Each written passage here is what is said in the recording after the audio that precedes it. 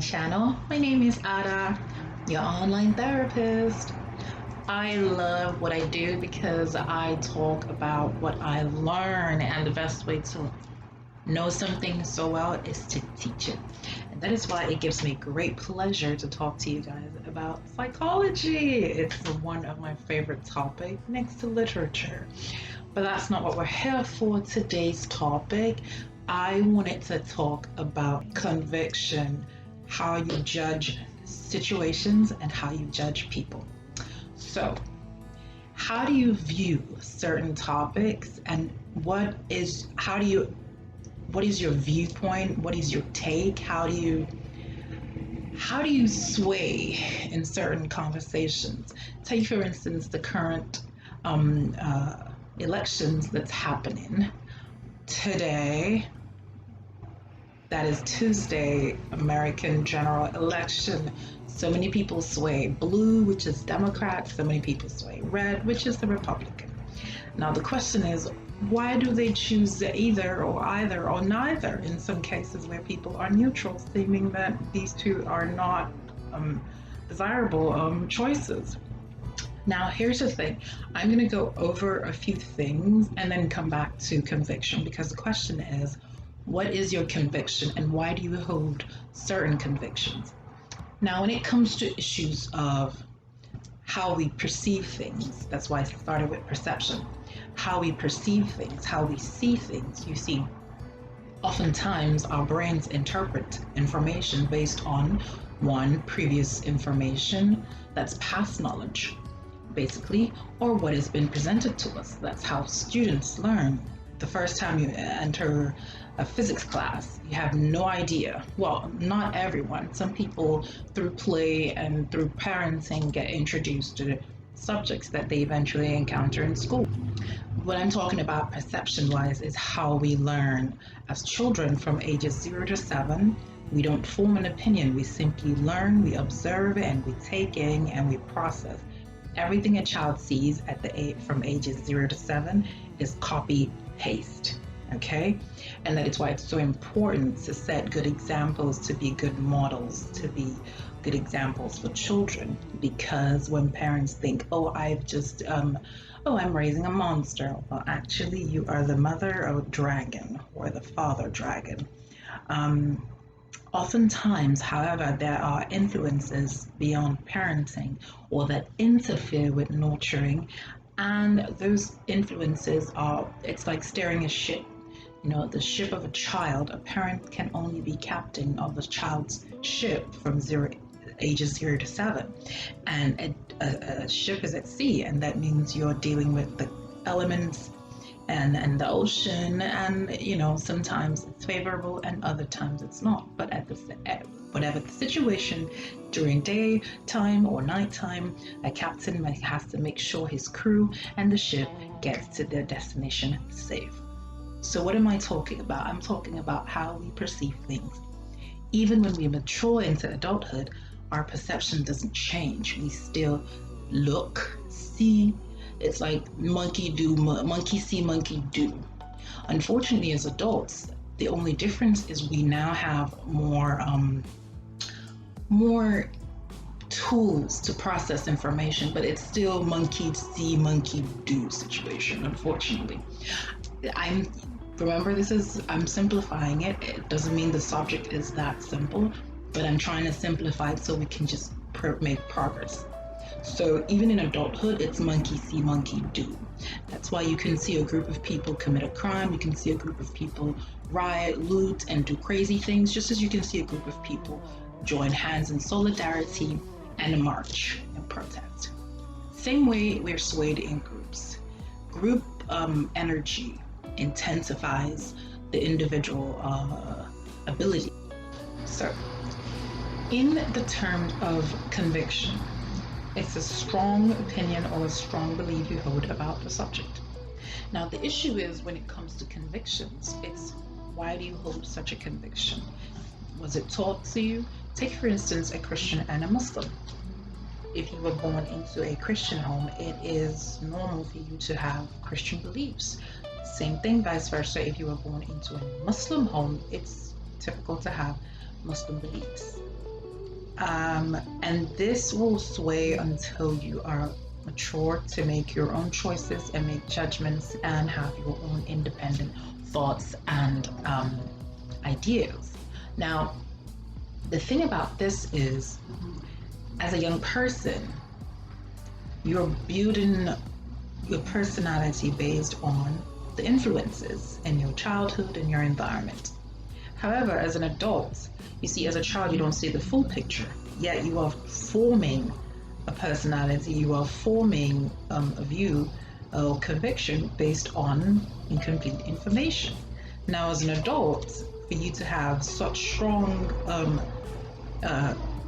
views or strong convictions, this is why it's so important to have a growth mindset as an adult, as you mature.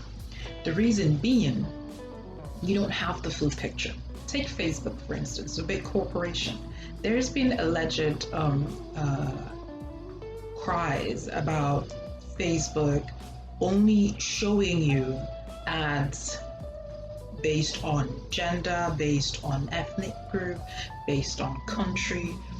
Even Netflix, what you see in the US is not the same thing you see in Turkey or Nigeria or anywhere else, or France, so it differs. Now, if your view is limited by your geographical area, imagine how limited the information that you use to form a conviction is. That is why it's so important that before you that you question your conviction as often as possible. Be able to defend that conviction, because if you are unable to defend a conviction, then it simply becomes prejudice, or it's not prejudice if it's a negative thing towards somebody else, say white people refusing to be in the same space with black people. It's a conviction held together by false information and sprinkled with a little bit of ignorant salt. Sorry guys. So the idea is, as you mature, you have to question everything, well, not everything, but the pillars of your belief system, the pillars of your value system. It's important to question these, because now that you have more information, more exposure, you're looking from space and you're looking down on Earth. It doesn't look like a big thing anymore. When you're in Earth, you can't see Asian continent, you can't even see European continent from your continent if you're not in any of these continents. So the closer you are to a matter, the less your ability. It's like you are not able to having strong convictions should not be based on what you were told. It should be based on what you have discovered for yourself after much study, after much research. Now, research doesn't have to be academical. It means reading widely. It means asking questions. It means being in other people's shoes, if you can. So when we talk about conviction, it's a very powerful weapon that should not be given out, that should not be constructed absent-mindedly. A lot of people have convictions absent-mindedly. So take the Democrats and the Republicans fighting against each other at the polls. Now, a lot of the people in both parties don't really agree on everything in life, let alone, they don't even agree on everything in politically, let alone in life. But you see, there's something called group polarization, and that means that once something gains energy or traction, the entire group could either move towards it strongly or in one direction, or strongly in a direction. That means the group can strongly agree or the group can strongly disagree. Never mind, there is always people who are neither for nor against. That doesn't mean they're not in the equation, but when we talk about group polarization, it's about the power in the numbers. Just like in the US, we have two major parties, the Republican and the Democrat. That doesn't mean that there are no other parties, like the Libertarian, the Constitutional, right? But there are other parties. But an example of group polarization can be found in the historical drama, case of Jesus being crucified by the Jews. Even those who have been touched by his miracles and good deeds were part of the crowd.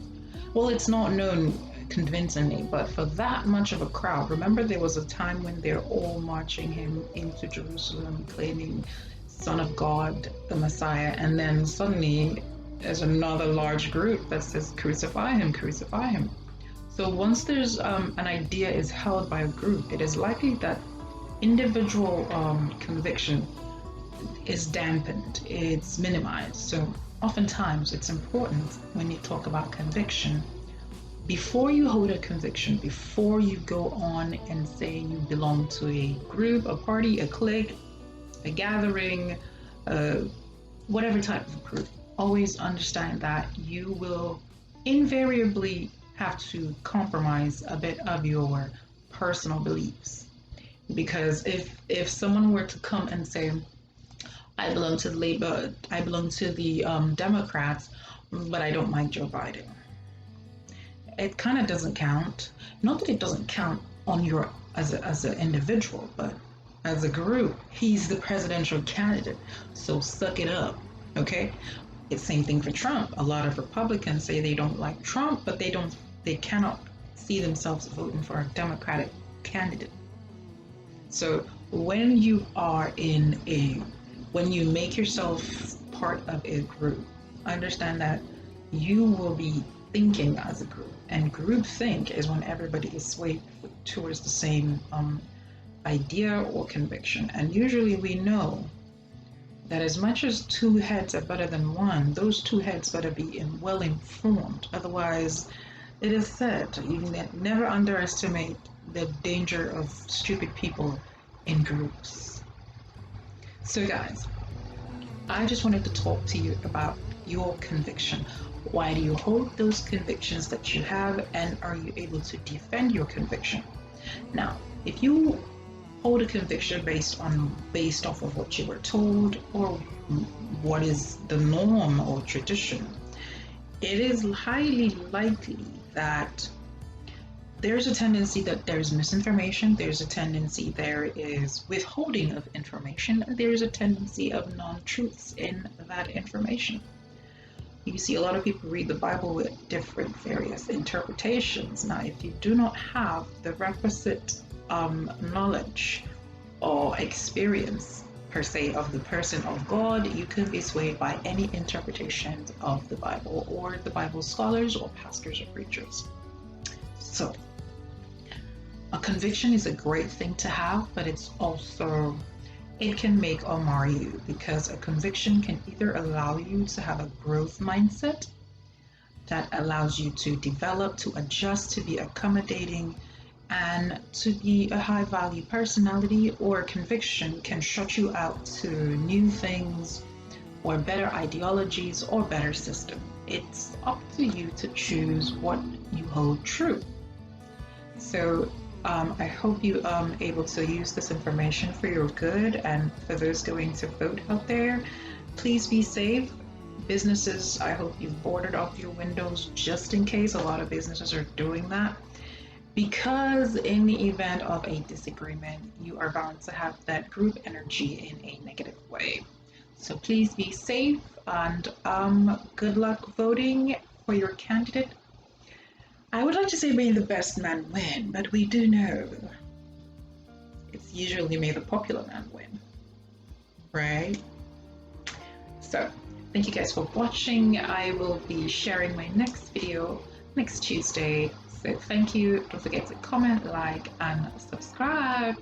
Do share with your loved ones. Until my next video, ta-ta, bye.